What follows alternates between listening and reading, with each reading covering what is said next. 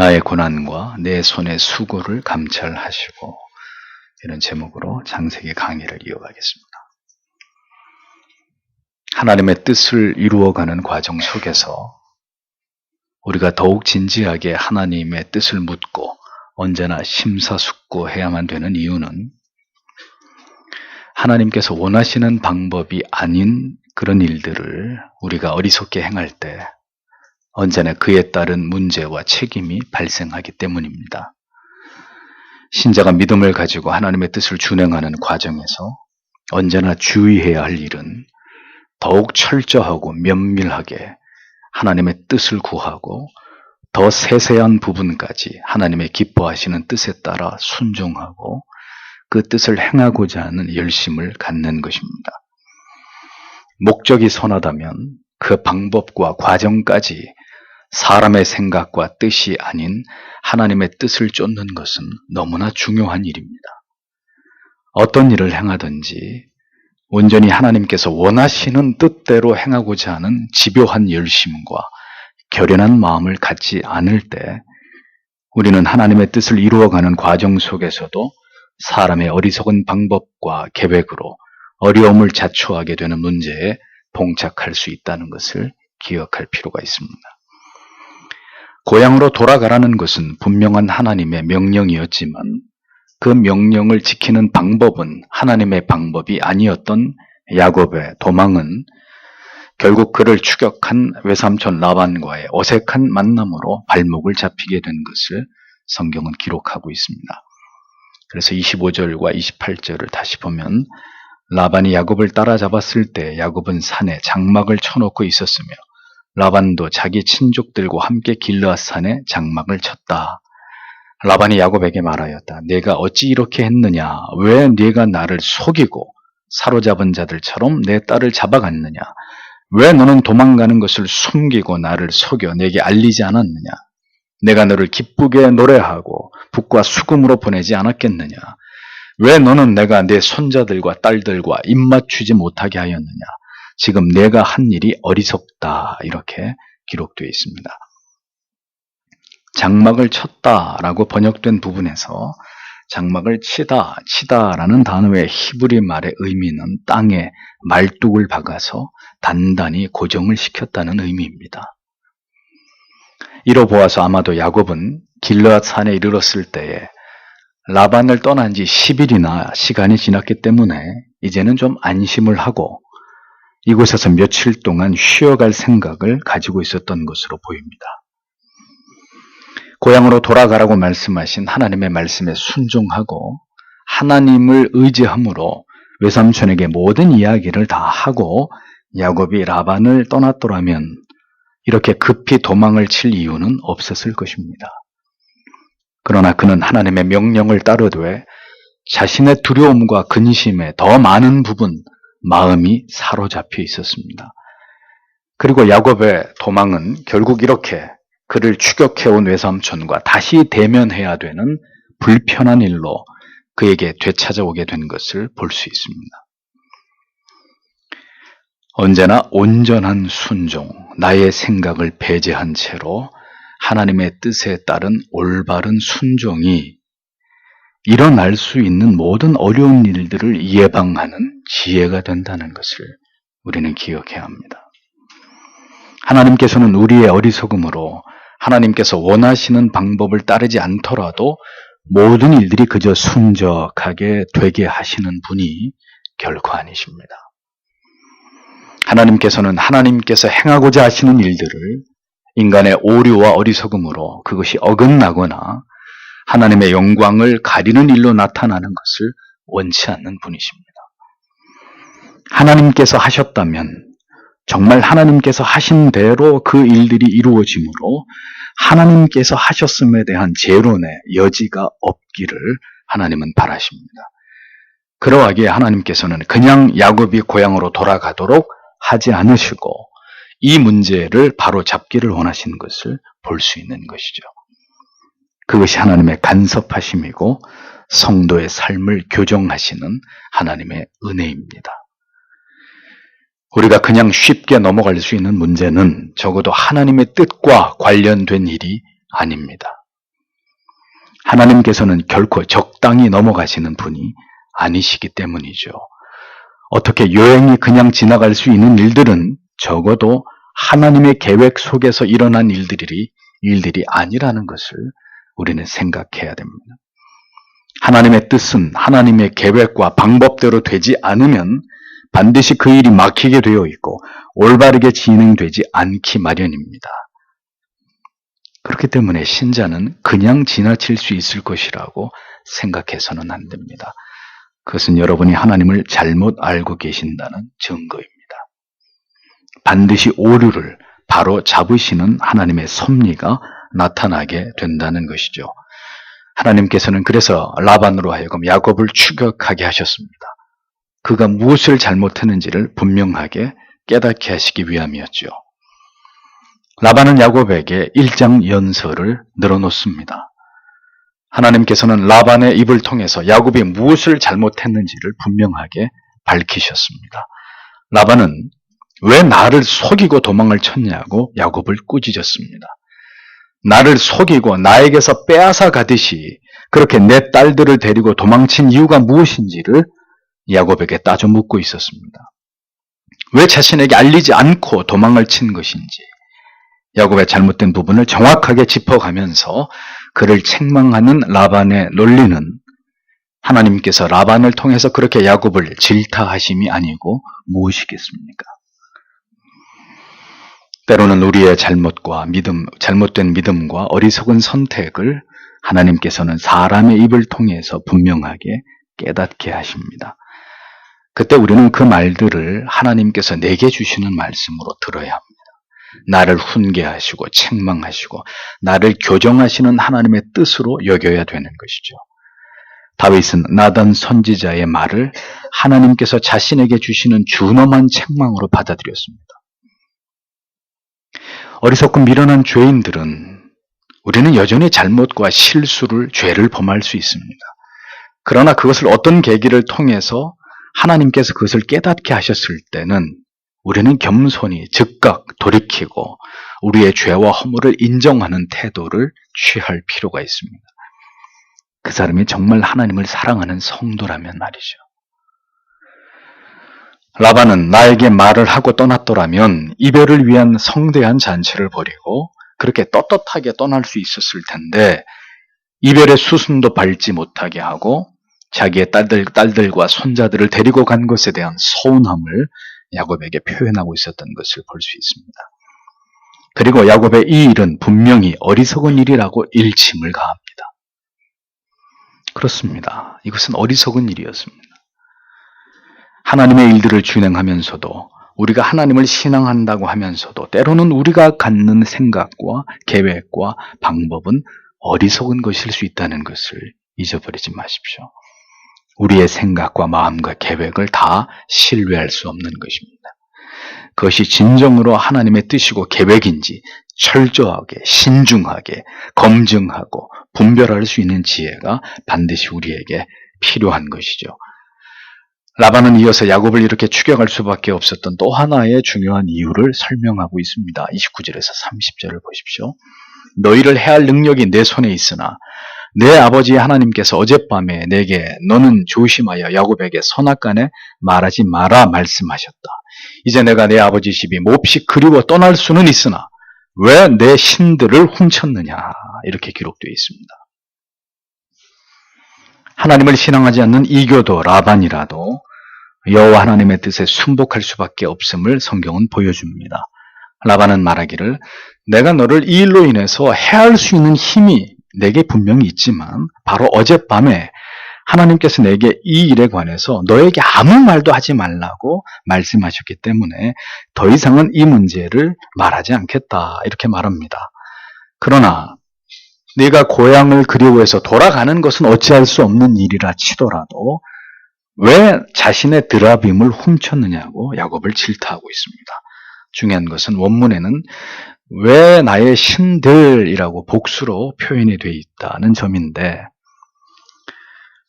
라반은 야곱이 그러니까 드라빔만 훔쳐간 것이 아니라 자기의 물건 가운데 다른 중요한 물건도 야곱이 훔쳤을 것이라는 이런 심증을 가지고 있었다는 것을 알 수 있는 거죠.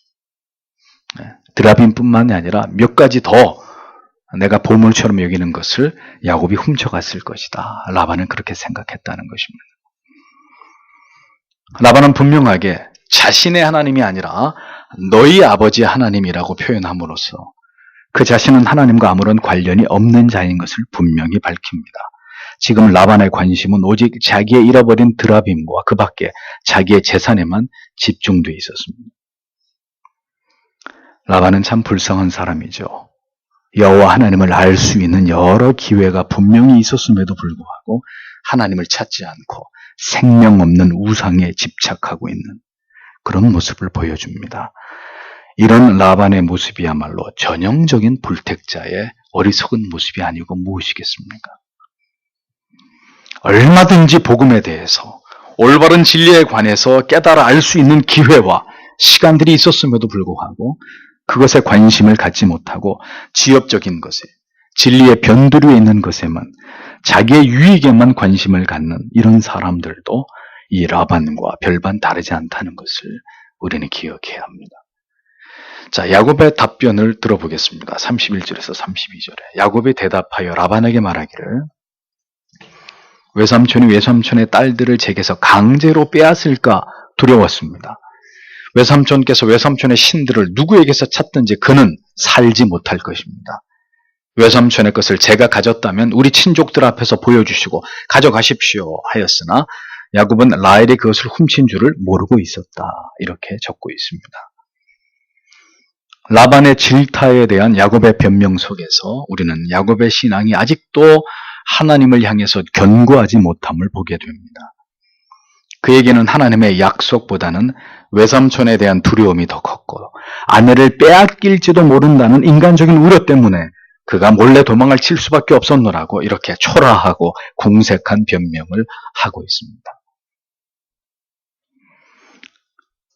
야곱의 이 두려움은 그의 조상들 때부터 전수되어 내려온 아주 고질적인 연약함이죠. 아니, 에덴 동산을 잃어버린 인간들에게 하나님과 관계가 깨어진 인간들이 영원히 벗어날 수 없는 올무가 바로 이 두려움이라는 것을 우리는 깨달을 필요가 있습니다. 아브라함도 이삭도 모두 사람이 두려워서 아내를 누이라고 속이는 어리석음을 범한 자들이었습니다. 그들의 후손인 야곱도 외삼촌을 두려워한 나머지 도망을 쳤노라고 그렇게 대답을 하고 있습니다. 이것을 보면 우리는 모두 두려움을, 연약함을 가진 존재들이라는 것을 알 수 있습니다. 우리가 하나님과 하나님의 약속을 온전히 신뢰하지 않는다면 우리의 인생은 이 두려움에서 절대로 자유할 수 없는 그런 인생이 될 수밖에 없다는 것을 우리는 분명하게 깨달아야 합니다. 야곱은 외삼촌에게 궁색한 변명을 하고 있습니다. 궁색한 변명은 하나님을 온전히 신뢰하지 않는 신자에게 언제나 꼬리표처럼 붙어 다닙니다. 성도는 모든 일들이 하나님의 방법과 뜻대로 이루어지기를 소망해야 합니다. 그럴 때 모든 일에 있어서 두려움과 염려 없이 우리는 당당할 수 있고 떳떳할 수 있는 것입니다. 인간의 생각과 방법으로 우리의 판단으로 일을 그르치게 될 때 우리도 야곱처럼 항상 두려움 속에서 궁색한 변명과 핑계를 대는 그런 사람들이 될 수밖에 없는 것입니다. 그것은 신자로 세상 앞에 하나님의 영광을 가리우는 일이 될 뿐인 것이죠. 야곱은 이 드라빔 도난 사건에 대해서만큼은 매우 단호하게 그러나 조금 과도한 반응을 보이고 있는 것을 성경은 우리에게 보여줍니다. 이는 자신이 비굴한 도망자로 몰린 것을 만회하려는 마음에서 더 그렇게 표현했는지 모르는 그런 부분입니다. 항상 우리의 어리석은 말이 우리가 자초한 불행의 씨앗이 되는 경우들이 있습니다. 야곱은 라반의 신상을 누구에게서 찾든지 그 사람은 결코 살아남기 어려울 것이고 그것을 만약에 내가 가져갔다면 모두에게 보여서 나의 수치로 삼고 그리고 그것을 가져가라고 말합니다. 그리고 성경은 여기서 그가 라헬이 드라빔을 훔친 것을 알지 못하고 있었다고 지적하고 있습니다. 야곱은 자신이 비겁한 도망자로서 오명을 얻게 된 것에 대한 반발과 이것을 만회하려는 마음으로 필요 이상의 경솔한 발언을 했습니다. 상처난 자존심을 회복하려는 지극히 이기적인 마음에서 드라빔을 훔친 자가 누가 되었건 간에 그는 죽게 될 것이라고 말합니다. 성경에 이와 유사한 실수를 범한 경솔한 또 한 명이 나옵니다. 그가 누구지요? 사사기에 나오는 입다입니다. 그는 하나님의 뜻과는 무관하게 암몬과의 전쟁에서 하나님께서 승리를 주신다면 가장 먼저 자기를 영접하러 나오는 일을 하나님께 번제로 바치겠다고 서원했습니다. 결국 입다는 미스바에서 승전을 하고 돌아올 때 자기의 서원대로 자신을 마중 나온 무남 동료, 자신의 외동딸을 하나님 앞에 제물로 바치게 됩니다. 언제나 헛된 자기의 체면, 자존심을 세우고자 하는 자기 과시가 문제의 화근이 되는 것입니다. 누가 그렇게 하라고 했나요? 하나님이 정녕 원하시는 바가 그것이었을까요? 그런데 그럼에도 하나님께서는 그러한 실언이라 할지라도 하나님께 한 서원을 지키시는 하나님이십니다. 왜 그렇습니까? 하나님 앞에서 감히 함부로 한 서원에 대해서 하나님이 엄히 그 책임을 묻기 위함입니다. 우리가 우리의 감정대로, 우리의 마음대로 함부로 말한 것조차도 모두 하나님 앞에서 하나님이 들으신 바라는 것을 우리는 기억해야 합니다. 그냥 해본 말이라는 건 없는 거예요. 하나님 앞에서 그냥 해본 말입니다. 하나님을 망령되게 여기는 것입니다. 하나님을 경히 여기는 것입니다. 하나님께서는 이것을 허락하지 않는 분이십니다. 여호와의 이름을 망령되게 일컫는 자를 죄 없다 하지 아니하리라. 분명히 말씀하셨죠. 전도서 5장 2절에 너는 하나님 앞에서 함부로 입을 열지 말며 급한 마음으로 말을 내지 말라. 하나님은 하늘에 계시고 너는 땅에 있음이니라. 그런즉 마땅히 말을 적게 할 것이라 라고 말씀했습니다. 라반의 드라빔을 훔친 자는 누구든지 살아남지 못할 것이라는 야곱의 이 말은 야곱의 고향 집에 당도하기 전에 드라빔을 훔친 라헬이 결국 베냐민을 낳고 죽게 되는 슬픈 비극의 발단이 되었습니다. 아내 여러분, 어떤 일이든 여러분의 남편이 알지 못하는 가운데 은밀히 행하는 일들이 없기를 당부합니다. 하와도 아담이 그 자리에 없는 사이에 결국 뱀의 유혹에 넘어가고 말았다는 것을 우리는 기억하지 않습니까? 남편이든 아내든 하나님 앞에서 함께 수의하고 숙고하지 않은 어떤 일들을 단독적으로 행할 때 그 결과는 이렇게 감당할 수 없는 일로 확대되고 그르칠 수 있다는 것을 우리는 반드시 염두에 두어야 할 것입니다. 그 일이 드러날 때 아내들은 남편들의 불같은 진노를 보게 될 것입니다. 33절에서 35절을 이어서 보겠습니다. 라반이 야곱의 장막과 레아의 장막과 두 여종의 장막에 들어갔으나 찾지 못하고 레아의 장막에서 나와 라헬의 장막으로 들어갔는데 라헬은 그 드라빔을 가져다가 낙타 안장 속에 넣고 그 위에 앉아 있었다. 라반이 그 장막을 모두 샅샅이 뒤졌으나 찾지 못하였다. 라헬이 자기 아버지에게 말하기를 내 주여 제게 노여워하지 마십시오. 제가 생리 중이라서 아버지 앞에서 일어날 수 없습니다 하니 라반이 뒤져보았지만 드라빔을 찾지 못하였으므로 이렇게 번역이 되어 있습니다. 라반은 차례대로 야곱의 장막들을 수색했습니다. 그리고 마지막으로 라헬의 장막을 뒤졌지만 교활하고 영악한 라헬은 드라빔을 얼른 자신의 낙타 안장 속에 감추었습니다. 당시 낙타의 안장은 큰 요람 모양이어서 그 밑에 무엇인가 감추기에 아주 용이했습니다. 라헬은 낙타의 안장에 올라앉은 이후에 아버지 라반에게 자기가 지금 생리 중이라 안장에서 내려올 수 없습니다 라고 기막힌 핑계를 댑니다. 모세의 레위기 율법 이전에도 고대 사회에서는 여성의 월경을 부정한 것으로 여겨서 월경 중인 여성과는 접촉을 금했습니다. 생리 중인 라헬이 드라빔 위에 앉았을 것이라고는 상상할 수 없는 일이기에 라반은 수색을 포기하고 결국 드라빔을 찾지 못하고 상황이 종결된 것을 보게 됩니다. 그런데 우리가 깊이 생각해 보아야 될 부분이 있습니다. 분명히 야곱은 이 상황에서 수모를 당해야 마땅한 그런 시점이었습니다. 라헬이 분명히 드라빔을 훔쳤고 이 사실이 발각되는 것은 시간 문제였습니다. 그런데 왜 하나님께서 라헬의 간교로 이것이 드러나지 않도록 하나님이 그것을 허용한 것일까요? 얼마든지 하나님께서는 감추인 것을 드러나게 하시고 탄로나게 하실 수 있는 하나님이셨지만 왜 하나님이 이 위기를 넘어가게 하신 것일까요? 우리는 이 사건 속에서 아들을 이 세상에 보내심으로 인간의 모든 죄와 허물과 실수를 덮고자 하신 하나님의 사랑과 자비와 인자를 예표적으로 깨닫게 됩니다.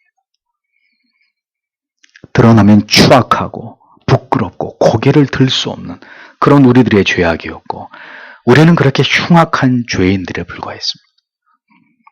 그러나 하나님께서는 예수 그리스도의 보혈로 칭의의 위대한 사랑으로 그것을 모두 덮어버리신 분이십니다. 다윗은 시편 32편 1편에서 허물의 사함을 얻고 그 죄의 가리움을 받은 자는 복이 있도다 라고 노래했습니다. 허물과 죄가 가리워진 자, 죄가 없어진 것이 아니라 엄밀하게 말하면 모두 감추어지고 가리워진 것입니다. 감추어진 드라빔처럼 드러나면 치명적인 수치와 부끄러움이 될 그 죄들이 그렇게 모두 가리워지고 덮여진 것입니다. 우리를 위해 흘리신 그리스도의 보혈 때문에 말이죠. 가리워지고 덮어진 은혜가 나에게 임했음을 아는 자는, 그것을 믿는 자는 언제나 하나님의 그 크신 은혜와 십자가의 사랑 앞에서 겸손해질 수밖에 없고 자신을 낮출 수밖에 없는 것입니다. 여러분은 이 사실을 자주 기억하시면서 감사하는 삶을 살아가고 계신가요? 자신의 말대로 드라빔을 찾을 수 없는 결과에 이르게 되자 이제 야곱은 기세등등해진 채로 자신의 마음에 외삼촌 라반에 대해서 품고 있었던 모든 서운함과 분노를 폭발시키게 됩니다. 그것이 36절에서 42절까지의 내용입니다. 야곱이 화를 내며 라반에게 항변하여 말했다. 제 잘못이 무엇이고 저의 죄가 무엇이기에 외삼촌께서 제 뒤를 불같이 쫓아오셨습니까? 외삼촌이 제 모든 물건을 샅샅이 뒤져보셨는데 외삼촌 집의 모든 물건 중 무엇을 찾았습니까? 여기 제 친족들과 외삼촌의 친족들 앞에 이 일을 내놓고 그들이 저희 둘 사이를 판단하게 합시다. 제가 지난 20년 동안 외삼촌과 함께 있으면서 외삼촌의 암양들이나 암염소들이 낙태하지 않았고 또 외삼촌의 양떼 중 수장들은 제가 먹지 않았습니다. 물려찢긴 것은 제가 외삼촌에게로 가져가지 않고 스스로 그것을 물어냈습니다. 낮에 도둑을 맞았든지 밤에 도둑을 맞았든지 외삼촌께서는 제 손에서 그것을 요구하셨습니다. 저는 낮에는 더위로 밤에는 추위를 무릅쓰고 눈 붙일 겨를도 없었습니다. 제가 외삼촌의 집에서 20년이나 있었습니다. 제가 외삼촌의 두 딸을 위하여 14년, 외삼촌의 양떼를 위하여 6년 동안 외삼촌을 섬겼으나 외삼촌은 제 품삯을 10번이나 바꿨습니다. 내 아버지 하나님 곧 아브라함의 하나님이시며 이삭의 경외하는 분께서 저와 함께 계시지 않았다면 외삼촌이 이제 저를 빈손으로 보냈을 것입니다. 그러나 하나님께서는 제 고생과 제 손의 수고를 보시고 어젯밤에 외삼촌을 꾸짖으셨습니다. 이렇게 기록하고 있습니다. 자신의 결백함이 백일천하에 드러나게 된 지금 야곱은 이제 외삼촌에게 하고 싶었던 모든 말들을 쏟아내고 있습니다. 야곱은 자신이 죄인 취급을 받은 억울함에 대해서, 그리고 마침내 밝혀진 자신의 무죄함에 대해서, 그리고 지금까지 20년 동안 자신이 어떻게 정직함과 성실함으로 외삼촌을 위해서 일했으며 그에 반해 외삼촌은 어떻게 자신에게 손해와 불이익을 끼쳤는지를 모두 열거하고 있습니다. 결론은 하나님께서는 모든 외삼촌의 불의함을 지켜보아 오셨고 하나님의 은혜가 아니었다면 자신이 그래서 빈손으로 외삼촌의 집을 떠나야만 했겠지만 이같이 물질의 축복을 주셔서 보상해 주셨고 그리고 외삼촌에 대해서는 하나님이 마침내 어젯밤에 외삼촌을 꾸짖은 것이라고 야곱은 그렇게 밝히고 있었습니다. 야곱은 자신을 죄인 취급한 외삼촌과 그간의 자신에게 행한 모든 부당함에 대한 서운한 감정, 나아가서 그럼에도 불구하고 하나님께서 어떻게 자신에게 은혜를 베푸셨는지를 다 고백하고 있었습니다. 이 세상을 살아가는 하나님의 자녀들, 그들의 고백 속에 이러한 감격이 빠질 수 없다는 것을 우리는 늘 생각해야 합니다. 여러분, 세상은 우리들에 대해서, 신자들에 대해서 절대로 호의적이지 않습니다. 우리가 믿음을 지키고 하나님을 올바로 예배하고자 마음을 먹으면 매 순간 살아갈 때 신자는 끊임없이 세상으로부터 멸시와 박해와 불이익과 모든 부당한 대우를 받을 수밖에 없게 되는 것입니다. 절대로 우리 호주머니가, 우리의 재산이 늘어나는 것을 세상이 허락하지 않습니다. 그런데 그것은 결코 이상한 일이 아닙니다. 우리가 믿음을 지켜서 좁은 길을 걸어간 당연한 결과입니다. 만약에 우리의 삶에 그러한 불이익과 고통을 감수할 일들이 전혀 없었다면 우리가 진정으로 참된 신앙의 길을 걸어온 사람인지 의심해 볼 필요가 있는 것이죠. 세상에서는 우리가 신자로 살아가는 삶에서 이렇게 불이익과 고통을 당하고 핍박과 시련을 당하게 되더라도 그럼에도 불구하고 우리가 잊지 말아야 될 사실은 하나님께서는 우리에게 궁극의 승리를 보장해 주시는 아버지가 되신다는 것입니다. 세상이 이기는 것 같으나 결국은 신자로 하여금 최후의 승자가 되게 하시는 분이 바로 우리의 아버지시라는 것을 우리가 믿고 고백할 수 있어야 하는 것이죠.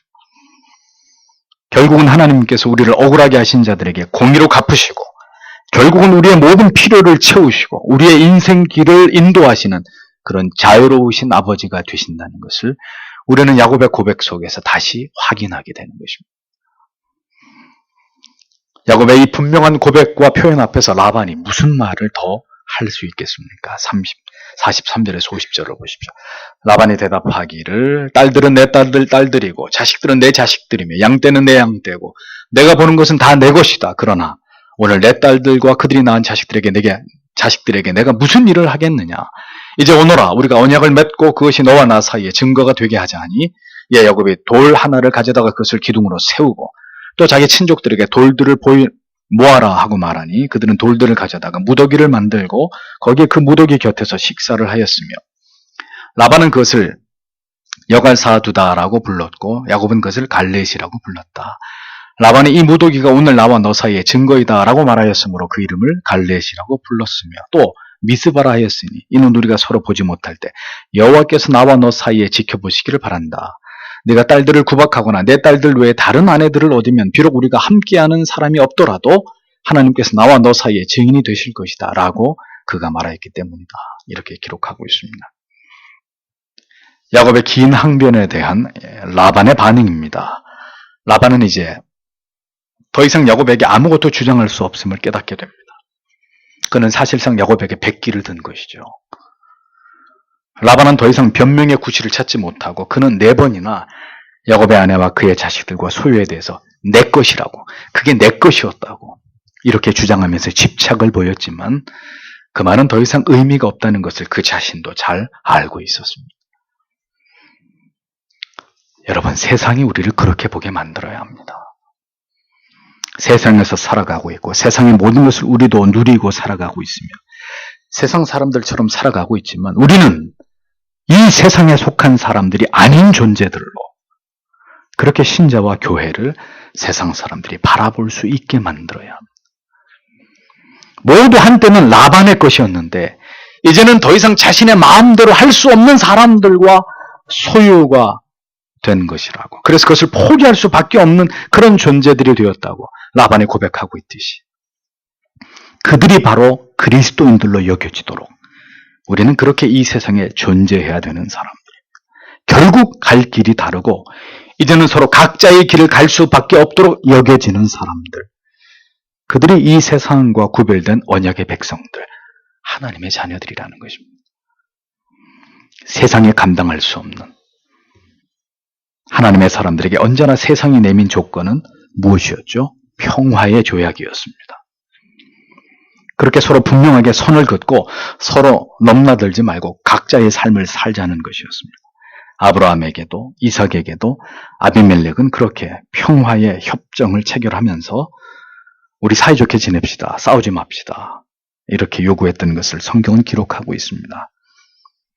함께 갈 수 없을 때 세상이 그렇게 머리를 맞대고 평화의 조약이라도 맺어서 공존을 모색하게 만들 만큼 그런 거룩한 존재감이 있는 사람들, 두렵고 떨리는 여호와 하나님이 언제나 그들과 함께하고 있다는 것을 느낄 수 있는 그런 사람들, 그렇게 세상 사람들에게 인식되는 사람들, 하나님의 신자들이 그렇게 이 세상에 존재해야 되는 자들이라는 것을 우리는 기억할 필요가 있는 거죠. 야곱은 언약을 맺으면서 그곳에 돌무더기를 쌓고 그 곁에서 함께 음식을 먹음으로 고대 근동에서 행해지던 언약의 의식을 치렀습니다. 함께 돌무더기를 쌓고 식사를 한 것은 이 모든 내용을 서로가 받아들이고 나아가 지속적으로 서로 이것을 지켜나아갈 것을 의미하는 것입니다. 야곱과 라반은 각각 그 언약의 장소 이름을 증거의 무더기라는 이름으로 히브리 말의 갈르엣 그리고 아람어로 여갈사하두다라고 명명합니다. 보십시오. 하나님이 행하신 일들 앞에서 라반과 야곱은 각각 다른 이름을 붙입니다. 이것은 신자와 불신자의 해석이 이만큼 다르다는 것을 보여주는 것이죠. 자기 나라의 말을 가지고 자기들의 방식으로 그 자리를 기념하겠다는 겁니다. 그 이름의 다른 말은 지켜보다라는 의미의 미스바인데 라반이 그렇게 불렀다는 거죠. 그 의미는 이 계약을 체결하고 난 이후에 서로 헤어져 있다 하더라도 하나님이 이 약조를, 네 하나님이 그 약조를 네가 잘 지키나 지키지 않나 하나님이 지켜봐 주기를 바란다는 그런 의미였습니다. 라반은 그래서 두 가지를 이 계약 속에서 야곱에게 요구하고 있죠. 첫째는 야곱이 그의 딸들을 박대하거나 그 딸들 외에 다른 여자를 안으로 맞지 않을 것을 약정하는 것이고, 다른 하나는 돌무더기를 중심으로 서로 상대방의 진영을 침입하지 말 것, 이 두 가지였습니다. 51절에서 52절을 보십시오. 또 라반이 야곱에게 말하였다. 이 무더기를 보아라. 또 내가 너와 나 사이에 세운 기둥을 보아라. 이 무더기가 증거가 되고 이 기둥이 증거가 될 것이다. 내가 이 무더기를 넘어 네게로 가지 않을 것이고 너 역시 이 무더기와 이 기둥을 넘어서 나를 해하려 해서는 안 된다. 이렇게 말하고 있습니다. 뭘 보여줍니까? 하나님을 믿지 않는 자들, 두려움을 가진 자들은 언제나 계약을 맺는 것을 좋아합니다. 왜요? 그것이 그들에게 유일한 믿을 만한 안전장치이기 때문입니다. 계약하자, 약속하자, 이거 도장 찍으라 이겁니다. 그런데 신자는 결코 사람과 계약을 맺는 자들이 아닙니다. 그것을 달가워하는 사람들이 아닙니다. 하자고 하니까 응해주지만 왜 그렇습니까? 우리는 왜 사람과 계약하는 걸 중요하게 여기지 않죠? 인간은 절대 신뢰의 대상이 될 수 없기 때문입니다. 신자는 하나님만을 신뢰하고 경외하기 때문입니다. 하나님만이 우리의 도움이시오, 산성이시오, 피난처이시므로 우리는 사람과 계획을 맺어서 우리 자신의 안위를 도모하려고 하는 이런 일들을 행하지 않는 것이죠. 언제나 계약을 요구해 오는 쪽은 항상 두려움과 연약과 근심에 시달리는 불신자들입니다. 그들은 누구도 믿을 수 없기 때문에 언제나 평화의 계약을 체결해야 안심하는 사람들입니다. 얼마나 불쌍합니까? 힘이 있는 것 같지만 결코 자기들을 지키지 못해서 두려워하고 염려하기 때문에 언제나 이렇게 세상의 제도와 법에 의존할 수밖에 없는 사람들, 그들이 바로 하나님을 알지 못하는 연약한 자들, 그 한계라는 것이죠. 야곱이 이제 이를 통해서 이제 더 이상 라반의 간섭과 영향력으로부터 완전히 벗어나게 되는 결과를 그는 얻게 되었습니다.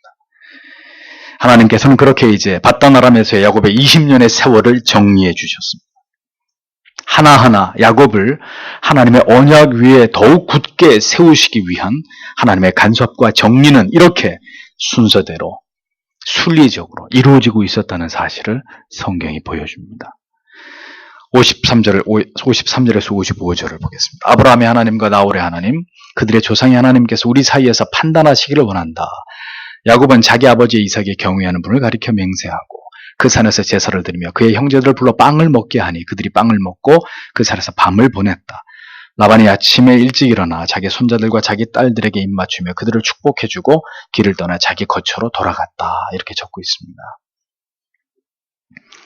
자, 보십시오. 야곱은 하나님의 이름을 부를 때 아브라함의 하나님, 이삭의 하나님으로 하나님을 묘사했고, 라반은 나홀의 하나님, 그리고 그들의 조상의 하나님이라고 부릅니다.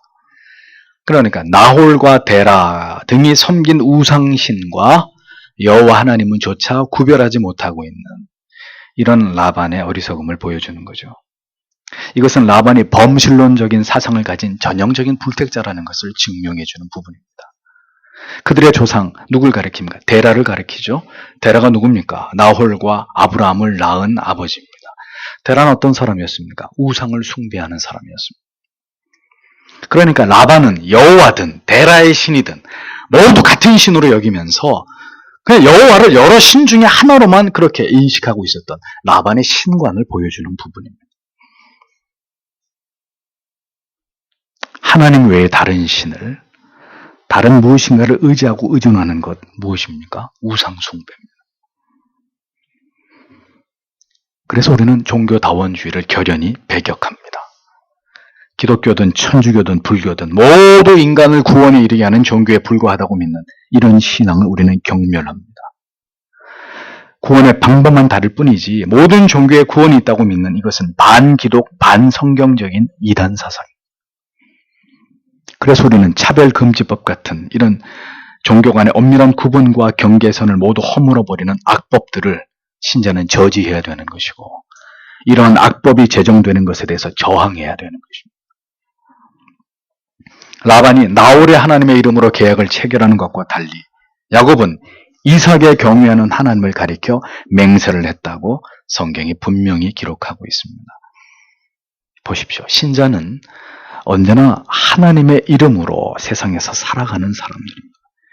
세상 사람들은 자신들의 사고, 자신들의 가치관, 자신들의 사상과 철학을 가지고 이 세상에 존재하고 우리는 성경적인 가치관, 성경적인 사상, 세계관을 가지고 이 세상에 존재하는 그렇게 같이 공존하지만 추구하는 바와 목적이 전혀 다른 존재들이 택자와 불택자, 신자와 불신자라는 것입니다. 그들은 결코 한데 어우러질 수 없습니다. 같이 공존은 하지만 함께 갈 수 없는 자들이 신자와 불신자들입니다. 신자는 진리의 문제를 두고 세상과 소통할 수 없는 사람들입니다. 교회는 오직 하나님의 절대적 주권, 성경의 권위를 신봉하고 무엇과도 타협할 수 없는 신적 권위를 가지고 있는 기관이 교회입니다. 그래서 세상이 교회를, 신자들을 미워하는 것이고 싫어하는 것은 당연한 결과라는 것을 우리는 잊지 말아야 합니다. 그것이 성경이 언약의 백성과 언약 밖의 백성들을 영원히 구별짓는 방식이라는 거죠. 야곱은 이제 비로소 산에서 하나님께 제사를 드렸는데 이 제사라는 히브리어 단어 안에는 도살하다, 죽이다라는 의미가 포함되어 있는 것을 볼 때 야곱은 산에서 짐승을 잡아서 하나님께 제사를 드렸다는 것을 알 수 있습니다. 그는 라반에게서 이제 영영이 노임을 허락하신 하나님 앞에서 이제 고향으로 돌아가게 하시는 그 하나님 앞에서 그렇게 예배를 드리고 있었던 것입니다. 기도를 멀리하던 야곱이었습니다. 하나님을 부지런히 찾지 않던, 그러나 그럼에도 불구하고 그는 모순되게도 하나님의 사람이었습니다.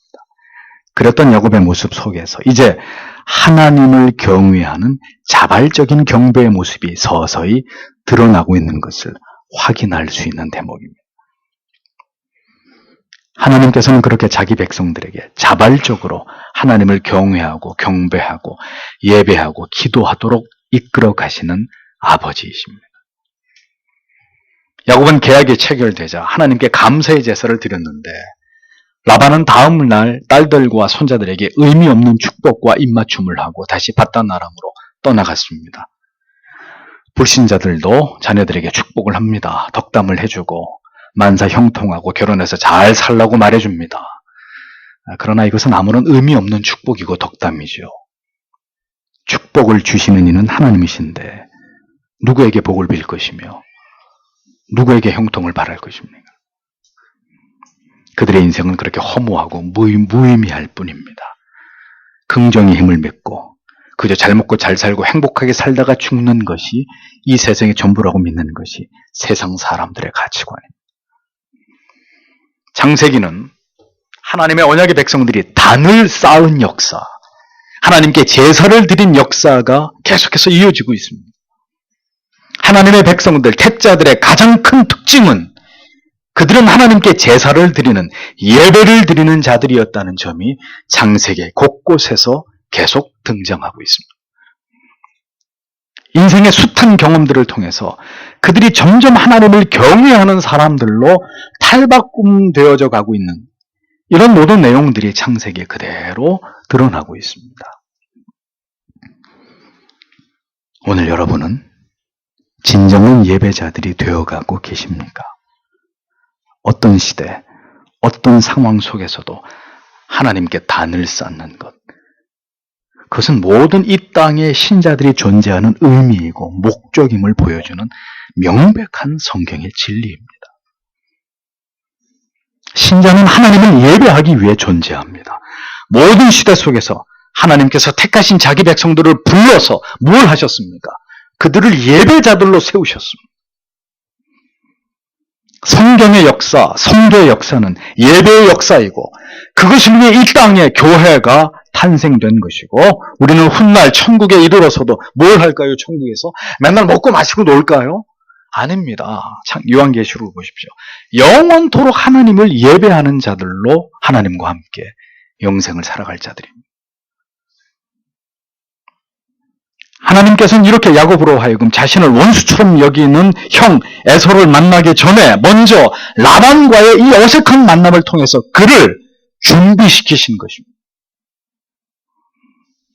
형 에서를 만나는 일보다 라반을 만나는 일은 야곱에게 훨씬 수월한 일일 수 있었을 것입니다. 그러나 결코 만만한 만남이 아니었던 이 장인과의 만남을 통해서도 야곱은 하나님께서 자신을 도우셨다는 사실을 깨닫게 됩니다. 자기를 만나기 하루 전날 밤 라반에게 찾아와서 말씀하셨던 하나님을 야곱은 깨닫게 되는 것이죠. 하나님께서는 그렇게 야곱에게 믿음을 불어넣고 계셨습니다. 믿음이 적은 야곱에게 그렇게라도 여행 연습을 시켜서 이제 그의 형 에서를 만나도록 야곱을 그렇게 세우고 계신 하나님의 섭리를 우리는 보게 되는 것입니다. 야곱을 가장 잘 아시는 하나님께서 주도적으로 그를 붙들고 그를 변화시켜 가고 계시는 이 하나님의 뜻과 섭리가 창세기에 이렇게 세밀하게 그려져 있는 것입니다. 야곱을 그렇게 잘 아시는 그 하나님이 오늘 여러분도 우리도 가장 잘 알고 계시는 하나님이십니다. 그렇다면 그 하나님께서 우리를 오늘도 이 시대에 그렇게 반드시 빚어가시고 변화시켜가시고 우리에게 더 큰 믿음을 주실 것이라는 사실을 믿어야 합니다.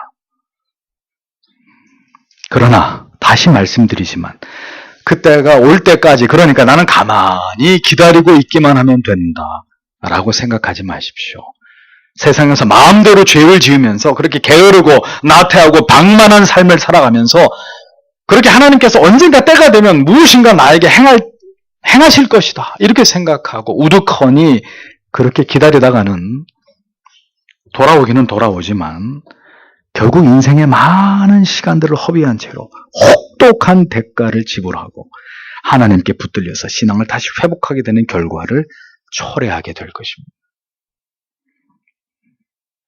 그렇게라도 돌아올 수 있으면 그나마 감사한 일이고 영원히 돌아오지 못하면 그는 지옥의 백성이 될 수밖에 없는 것이죠.